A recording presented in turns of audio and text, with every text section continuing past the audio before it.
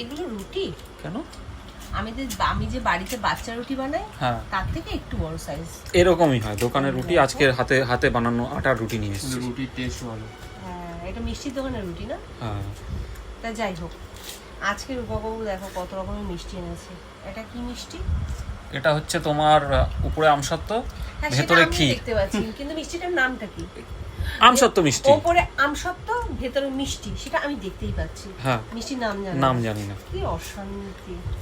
সব মিষ্টির নাম হয় না গো। আর এটা বোঁদে, ঠিক আছে, বোঁদে ছেলে নিয়ে নিয়েছে। তুমি বোঁদে বলেছো যে আজকে খাবে না, রেখে দাও, কিন্তু ছেলে নিয়ে নিয়েছে। আর বেকিং রসগোল্লা। এই রসগোল্লাটা প্রতিদিন আনো না কেন? এত ভালো খেতে। তাই ভালো লেগেছে। খাওয়া হয়ে যায়, একটা দাও। বেক রসগোল্লা। আমি বেকিং বলেছি, অসুবিধা কি আছে? অসুবিধা কিছু নেই, দুধটা খেতে হেভি লাগে।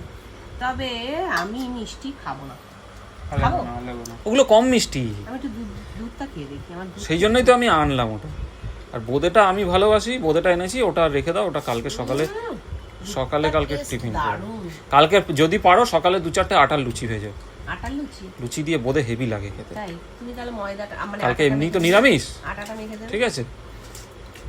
এই সব কিছু খেতে চাইলেই শুধু এটা ওটা করে দেবে, সেটা করে দেবে। খেতে চাইলে মানে তোমাকে সব কাজ করাই। তুমি যদি বলো যে আমি আজকে চিকেন কষা চিকেন খাবো, তোমাকে কি চিকেনটা দিয়ে ধোয়াই, না আদা রসুন পেস্ট করে দিতে বলি, না আদা রসুন কেটে দিতে বলি? তারপরে আমি পোলাও খাবো, তা আমি কি বলি যে চালটা ধুয়ে নিয়ে আসো, চালটা ধুয়ে জল ঝরিয়ে রাখো, এরকম কি বলি? এটা বলেছি, কত কথা শুনিয়ে দিল। তাহলে বলে কেন কিছু খেতে চাই? আচ্ছা তুমি থালা আনোনি, তুমি কিসে খাবে? আমি একটা রুটি খাবো, আমি আর জায়গা আনিনি। আমি একটা রুটি এইভাবে নেব,